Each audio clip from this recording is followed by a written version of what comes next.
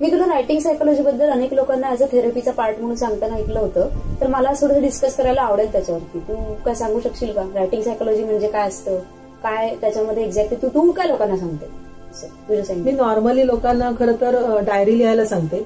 त्याआधी जेव्हा पहिलं सेशन असतं ना त्यावेळेला त्यांच्या वॉन्ट्स, त्यांची ग्रॅटिट्यूड लिस्ट ही कागदावर लिहायला सांगते. आता काही जण कंटाळा करतात की आम्हाला लिहायला आवडत नाही, आम्ही मोबाईलवरच टायपिंग करतो, तरी मी थोडं त्यांना पेशन्सने घ्यायला सांगते. त्यांना नेहमी सांगते की नाही, थोडं तरी लिहून आणा, पुढच्या सेशनपर्यंत थोडं तरी लिहून आणा. आता ह्यामागचा उद्देश असा आहे, खरं तर त्यांनी डायरी लिहायला सुरुवात करावी, हाच माझा उद्देश असतो. की डायरी लिहायला सांगण्यामागे उद्देश हा की तुम्हाला स्वतःला एक्सप्लोअर करता येतं दिवसभरात जे काही घडलंय. आता आपण एक मराठीमध्ये वाक्य ऐकलं, तू ऐकलंस का? दिसा माझी थोडे तरी लिहावे, हे वाक्य आहे मराठीमध्ये. याचा अर्थ असं की आपण काहीतरी मोठं लेखक, कवी वगैरे असं काही बनणं, असं त्याला अर्थ अपेक्षित नाहीये, अभिप्रेत नाहीये. तर ह्याच्यामध्ये असं आहे की आपलं थॉटचं एक्सप्लोरेशन कागदावर जेव्हा आपण लिहितो तेव्हा खूप व्यवस्थित पद्धतीने होतं. ही थोडीशी बाहेरच्या देशातून आलेली सायकोलॉजी आहे, परंतु अतिशय उत्तम आहे. कारण आपल्याला एक्सप्लोरेशनसाठी कागद हे उत्तम माध्यम आहे. आपल्या मनामध्ये अनेक थॉट्स चालू असतात, दिवसभरात बऱ्याच घडामोडी घडतात, त्याच्यात वेगवेगळे इमोशन्स येतात, वेगवेगळे विषय असतात. त्या विषयांना घेऊन जे आपले थॉट्स आहेत ते जेव्हा आपण कागदावर लिहितो त्यावेळेला आपल्याला इमोशनली आतमधून खूप बरं वाटतं. कारण नंबर ऑफ थॉट्स जे मनामध्ये नाचत असतात, धिंगाणा घालत असतात, ते कुठेतरी 2-4 थॉट्सच्या निमित्ताने लिहिले जातात. आता माझं असं म्हणणं आहे की काही लोकांना असं वाटतं की डायरी लिहायचं म्हणजे डेंजरस असतं, कोणाच्या हातात बितात पडली डायरी, प्रायव्हसी इश्यूज असतात. तर मला असं म्हणायचं होतं की तुम्ही प्रायव्हेट गोष्टी नका लिहू, एक पाहिजे तर 2 डायऱ्या मेंटेन करा, एका डायरीमध्ये व्यवस्थित सगळं दिवसाचं लिहा. हे लिहिल्यामुळे काय होतं, ही डायरी म्हणजेच आपला एक मार्गदर्शक किंवा एखादी जीवलग मैत्रीण असते सगळं. बरोबर. त्यामुळे मी ही डायरी लिहिण्याचं बऱ्याच जणांना सुचवत असते. आणि तसंही बघायला गेलं तर आपलं जे म्हणतो माणसं जी लिहायला वाचायला जे शिकली ते खरंच लिहूनच शिकली. एखाद्या कोणत्या तरी गोष्टीवरती लिहून त्यांची कम्युनिकेशनची भाषा म्हणून आपण त्यांनी इव्हॉल्व्ह केली, ते लिहूनच शिकली. ते आता टेक्नॉलॉजी आली म्हणून फोनवरती टुकटुकू करणं ते थोडंसं हे होतं ना, फरक पडतो. तर तुमची जनरेशन आणि आमची जनरेशन मध्ये बराच फरक आहे. आम्हाला आमच्या जनरेशन मधल्या बऱ्याचशा लोकांना आवडतं अजूनही लिहायला, आणि त्यातूनच ऍक्च्युली खरं वाटतं की आपण बाहेर काढतोय आपलं आतलं. आपल्याला असं किती मस्त वाटतं, हा आता माझा आजचा दिवस मस्त मी हे केला, बाहेर काढला, कोणातरी सांगितला, असं काय वाटतं. आणि कसं आहे, त्या दिवशीचे जे इमोशन्स असतात, काही खूप असे डार्क असतील, काही हायलाईट करण्यासारखे असतील, काही सॅड, काही हॅपी असतील, ते त्या दिवशीच्या रात्रीपर्यंत चांगले लक्षात राहतात. किंवा कोणी महत्वाची माणसं भेटलेली असतात आपल्याला, महत्वाच्या गोष्टी आपल्याला नवीन नवीन कळलेल्या असतात, तोही उपयोग होतो. की जेव्हा आपण कधीतरी 2 आठवड्यातून वगैरे नंतर जेव्हा डायरी उलगडून बघणार त्यावेळेला आपल्याला ते सगळं आठवतं, त्या वेळेला घडलेल्या गोष्टी आठवतात. आणि म्हटलं तर डायरी हा एक उत्तम मित्र ठरू शकतो, म्हणजे जीवलग मित्र असल्यासारखं, की त्याच्यामध्ये बरंचसं काही असं दिसतं की जे आपल्याला नुसतं असं लक्षात राहून स्मरणशक्तीत ते सापडलं नसतं, शोधूनही सापडलं नसतं. पण डायरीच्या पानांमध्ये गेल्यानंतर आपण एका वेगळ्या विश्वामध्ये हरवून जातो. मला लहानपणापासून डायरीचं खूप म्हणजे पहिल्यापासून वेळ आहे. म्हणजे डायरीचं असं ते पान जे उलगडतं ना, म्हणजे असं जे पान उलगडतं ते असं बघून असं वाटायचं की हा एक बगीचा आहे. त्या बगीच्यामध्ये मी काहीतरी त्या दिवशीचा अभ्यास लिहायचे, कोणी काय बोललं असेल वगैरे ते लिहायचे. आणि त्याच्यानंतर बाजूला अशी ना थोडीशी मुद्दाम अशी जागा ठेवायची, मग त्याच्यावर काहीतरी चित्र काढायची, कुंडी, फुलं, चिमण्या, किंवा आमच्या घरी एक पोपट होता, त्या पोपटाचं चित्र. आणि ते उलगडलं ना, प्रत्येक उलगडलं की मला असं वाटायचं की एखादं मूवीचं काहीतरी पेज वगैरे उलगडते असं. आणि मग ती डायरी जेव्हा म्हणजे समजा वर्षभर मी वापरत होते ना, तर ती मग डायरी जेव्हा मी बघायचे एका वर्षानंतर, तर तेव्हा मला वाटायचं त्या वर्षीचा तो पिक्चरच आहे की असं. मला खूप म्हणजे डायरीचं वेळ खूप लहानपणापासून आहे. आणि ते वेळ मी दुसऱ्यांना लावू पाहते किंवा दुसऱ्यांना रायटर बनवते अशातला भाग नाही, पण मला स्वतःला जाणवतं की त्याच्याशी निगडीत कितीतरी अशा आठवणी आपल्या असतात. मग त्याच्यामध्ये कधी कधी आपल्याला खूपच लो फिलिंग असतं, डिप्रेसिव्ह फिलिंग असतं, तेव्हा ही डायरीचं कुठचंही पान उलगडावं, आपल्याला त्याची मदतच होते. आणि सगळे आपले बघितलं तर इमोशन्स किंवा इन्स्पिरेशन, या सगळ्या गोष्टी आपल्याला त्या डायरीमध्ये सापडतात. म्हणजे स्वतःचीच म्हणजे आपली उत्तरं स्वतःला सापडणं असा प्रकार ना, स्वतःची स्वतःला उत्तरं सापडणं. तू स्वतः कधी डायरी वगैरे लिहिली आहेस का? तुला आवडतं का डायरी लिहायला? आवडतं, म्हणजे आवडायचं तसं बघायला गेलं तर एक माझी डायरी संपली नाहीये अख्खी, अजून 3-4 वर्ष झाली वाटतं, अजून चालू आहे. आणि पण एक मात्र आहे त्याच्यामध्ये, मी काय ना, मला पुढच्या आयुष्यात मी त्यावेळेला सायकोलॉजी शिकत होते, सुरुवातीचं पहिलंच वर्ष होतं, बहुतेक FY वगैरे असावं. तर म्हटलं होतं की मला शेरलॉक होम्स सारखं जमलं पाहिजे लिहायला, त्यांच्यासारखं हे व्हायला काय म्हणतात ते डिडक्शन पाहिजे, सगळे टेक्निक्स, त्याच्यासारखं ऑब्झर्वेशन स्किल पाहिजे, सगळं विचार केला होता आणि त्याच्यात लिहून काढलेलं आहे. शर्लॉक होम्स सारखं शिवांगी बनणार, शर्लॉक होम्स सारखं शिवांगी ऑब्झर्व करणार, हे सगळं लिहिलेलं. आणि मी आता हल्लीच कधीतरी वाचलं ते, तेव्हा मला कळलं आयुष्यात सगळ्या झाल्यात माझ्या गोष्टी. म्हणजे अगदीच शर्लॉक होम्स एवढं फिक्शनल कॅरेक्टर झालं की त्याच्यामध्ये सगळंच तो एकदम बारकाईने बघत असतो, तुला माहिती असेल, प्रत्येक गोष्ट बारकाईने ऑब्झर्व करत असतो. पण मी माझ्या लेवलला मला वाटलं नव्हतं की एवढ्या लवकर मी माझ्या याच्यात प्रगती करेन. आणि मला माहिती पण नाही की ते असं गोल वगैरे पण नव्हतं लिहिलेलं, पण तसं वाटत होतं कधीतरी होईल, पण ते झालं.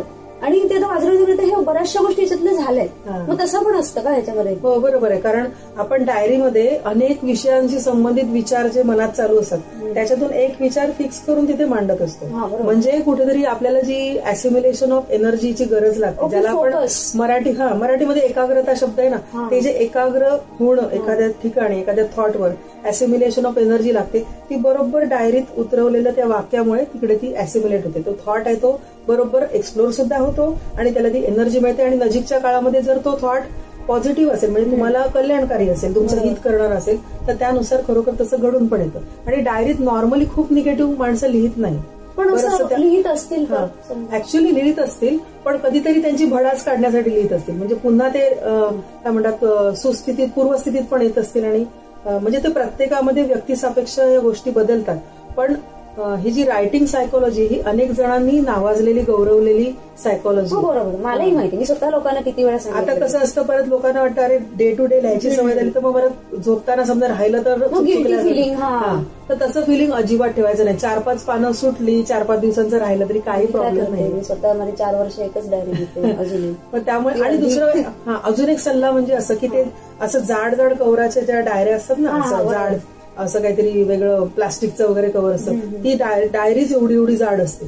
तसं करण्यापेक्षा जसे लहान मुलांचे वह्या असतात, नोटबुक्स म्हणजे छोट्याशा वह्या, मोठ्या वह्या, अशा वह्यांना जरी लिहायला घेतलं तरी एक तर त्याचं ओझं होत नाही, ते कसं मेंटेन करायचं असं काही प्रॉब्लेम, प्रायव्हसीमध्ये पण प्रॉब्लेम येणार नाही, कोणाला कळणारच नाही स्पेशल आहे. बरोबर आहे. त्यामुळे तशा पद्धतीने डायरी लिहायला काहीच हरकत नाही. दुसरं म्हणजे तुमचे चांगले प्लॅन्स त्याच्यात लिहू शकता. मुख्य म्हणजे त्याच्यात एक सेक्शन जरूर करायचं, ग्रॅटिट्यूड लिस्ट. ग्रॅटिट्यूड लिस्ट तुमची टिल डेट तर असू शकतेच, परंतु दिवसाला काहीतरी चांगलं घडलं, तुम्हाला कोणी मदत केली म्हणजे रस्ता ओलांडून देणं असं नाही. नाही, पण ती मदत तुम्हाला कशाला लागणार आहे. बाकी पण गोष्टी आहेत ना ज्याच्यामध्ये तुम्हाला कधी प्रोजेक्टमध्ये, ऑफिस मधल्या कामांमध्ये वगैरे मदत होते, तर तशी कोणी जर मदत केली किंवा कोणीतरी काहीतरी विशेष सांगितलं तर ते पण तुम्ही लिहिलेलं असणार. म्हणजे तुम्ही महिन्याभरानंतर डोक्यातलं स्किप जरी झालं तरी त्याच्यात सापडणार आहे. म्हणजे कितीतरी गोष्टींची रेकॉर्ड किपिंग होतं. आणि मेन म्हणजे आपल्या विचारांना चांगली गती मिळण्यासाठी ही डायरी उलगडून बघितलं तर एखाद्या मोठ्या ग्रंथाला उघडून एखादा मंत्र वगैरे वाचून तो हे करावं, म्हणजे आजच्या दिवशी हे काम करण्यासाठी काय करावं, असा डायरीचा उपयोग होऊ शकतो. मी असं ठरवलेलं आहे ना की मी डायरी अशी भरपूर लिहिणार, एक वर्षाला ज्या दिवशी पहिल्यांदा घेतली ना कापड जाऊन घेतलेली, त्यावेळेला मी ठरवलं प्रत्येक वर्षी एक डायरी लिहिणार, मोठी काहीतरी स्टोऱ्या वगैरे लिहिणार काहीतरी. पण ते तर झालं नाही. पण असं ठरवलं की नंतर कधी जेव्हा माझे असे मुलं काहीतरी नातवंड वगैरे येतील त्याला ते म्हणतील आणि अरे आमच्या आजीने पण काय लिहिलंय असं पण बघणारे असतील ना लोक, असं विचार करणारे असतील ना लोक. तर तुला आलेत का तसे कधी अनुभव असे आलेत, बोललेत का? एवढा नाही पुढचा कधी विचार केला, कारण माझी डायरी म्हणजे माझी अगदी स्पेशल आहे. म्हणजे माझी मला उपयोगाला येईल वगैरे असं वाटायचं. म्हणजे दुसऱ्या कोणी वाचलं तर काय त्याचे पडसाद, तोपर्यंत जिवंत असेल की नका माहिती ना, म्हणून जोक आहे हा.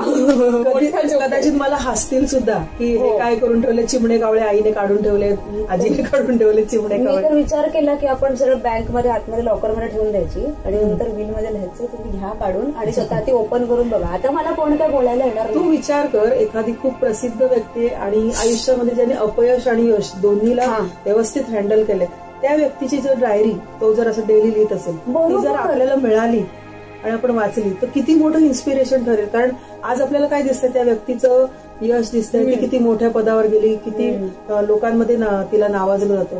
पण जेव्हा ती तिचे सुरुवातीपासूनचे विषय दिवस जेव्हा ती लिहून ठेवेल, त्याच्यात विचार लिहून ठेवेल ती व्यक्ती, ते वाचताना कसं वाटेल हा विचार करावा.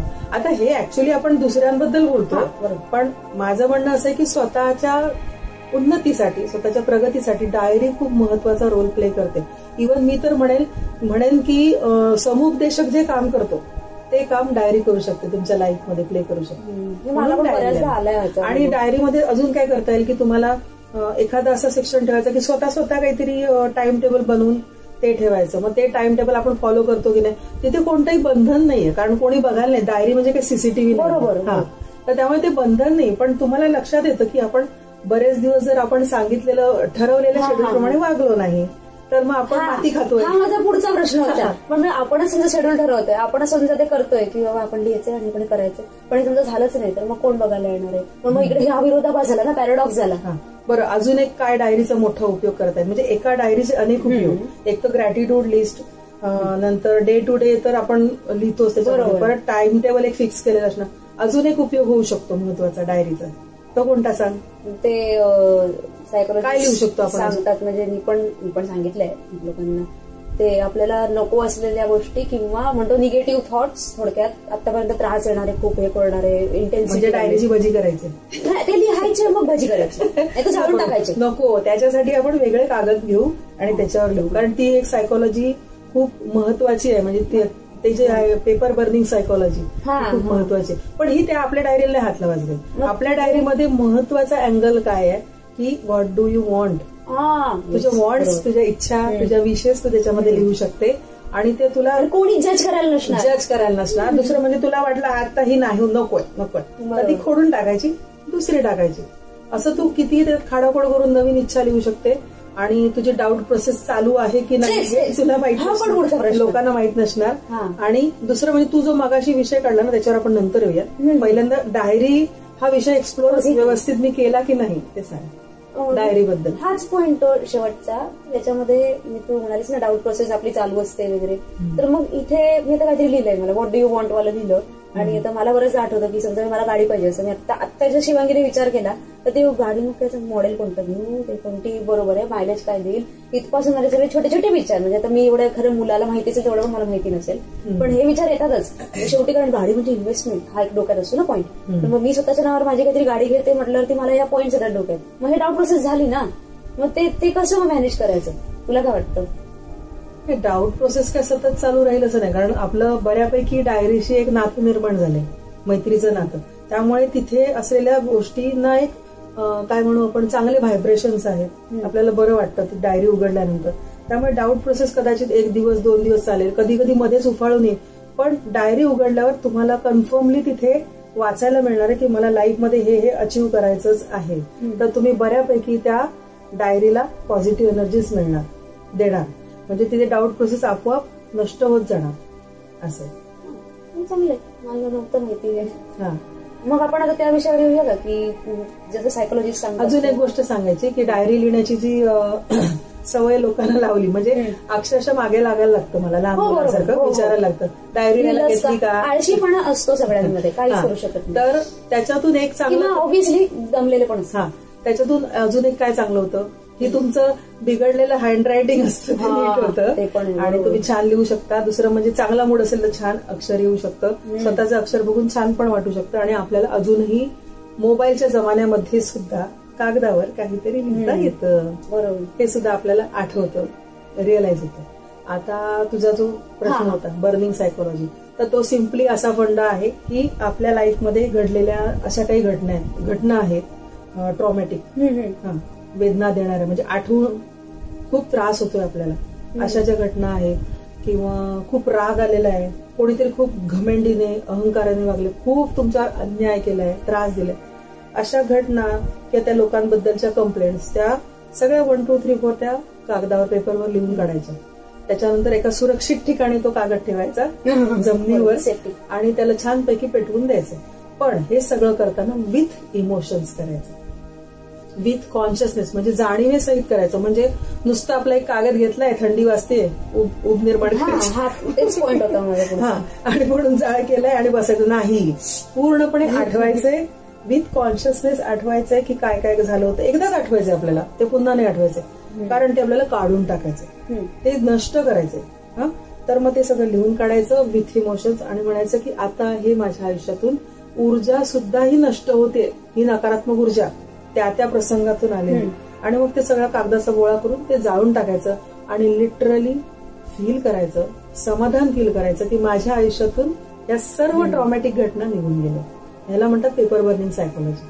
ही खूप चांगली वर्क करते, कारण आपल्या सबकॉन्शियस माइंडमध्ये जेव्हा जेव्हा हे थॉट्स येत राहतात त्यावेळेला तो जो जाळ झालेला असतो कागदाचा, तो जाळ, त्याच्यानंतर त्याचं बनलेलं कार्बन, धूर, हे सगळं आपल्या सबकॉन्शियस मध्ये रेकॉर्ड झालेलं असतं. म्हणजे खरोखर ते संपलंय, आता झालं त्याचं. आणि त्याच्यामुळे अजून काय होतं की त्या सगळ्या घटना, आपण जो क्लोजर शब्द वापरतो की हे एंड पर्यंत नाही गेलं, मला कळलंच नाही काय झालं, माझं काय चुकलं कळलं नाही वगैरे वगैरे जे आपण बोलतो, तिथे आपल्याला मग तो क्लोजर जो मिळायचा असतो तो बरोबर ते कागद बर्न केल्यामुळे आपल्याला मिळतो. कारण कितीतरी संदर्भ आयुष्यातले निघून पण गेलेले असतात आणि आपण निघून गेलेली व्यर्थ काथ्याकूट करत असतो, उहापोह करत असतो की हे कसं झालं ते कसं झालं, नाही माझं समाधान झालं. आता ही तुम्हाला समाधान देणारी प्रोसेस आहे. म्हणून ह्या रायटिंग सायकोलॉजीला खूप महत्व आहे.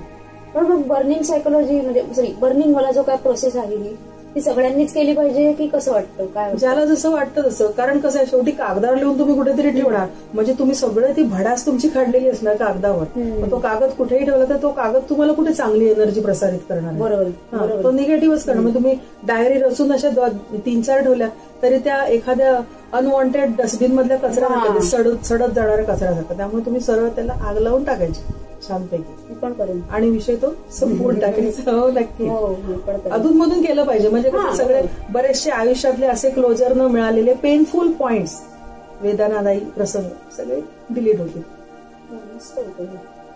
तुला तुझ्या सगळ्या प्रश्नांची उत्तरं मिळाली का? म्हणजे तुलाही वाटतंय ना की डायरी लिहिणं गरजेचं आहे? बऱ्याच जणांना सांगते. बरोबर आहे. म्हणजे आणि ते पण मी पण लोकांना सांगितलेलं आहे आतापर्यंत. ते माझे खूप फॉलो करतच नाही ऑब्व्हियसली, पण तरी महत्व तर नक्कीच कळलं.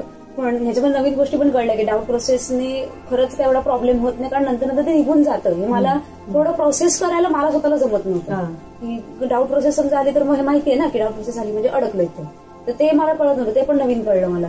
तुम्हा लोकांना काय कळलं का? तुम्हाला कसं छान वाटलं का? कसं वाटलं सांगा आम्हाला. छानपैकी गप्पा चर्चा कशी वाटली मला नक्की सांगा आम्हाला. आणि तुम्हाला डायरी लिहायला आवडतं का? किंवा आजपासून तुम्ही डायरी लिहायला सुरुवात केली आहे का? हे आम्हाला कमेंट सेक्शन मध्ये सांगा. आणि हा मित्रांना, तुमच्या नातेवाईकांना शेअर करा व्हिडिओ. आणि पुढच्या वेळेला आपण नक्की भेटू.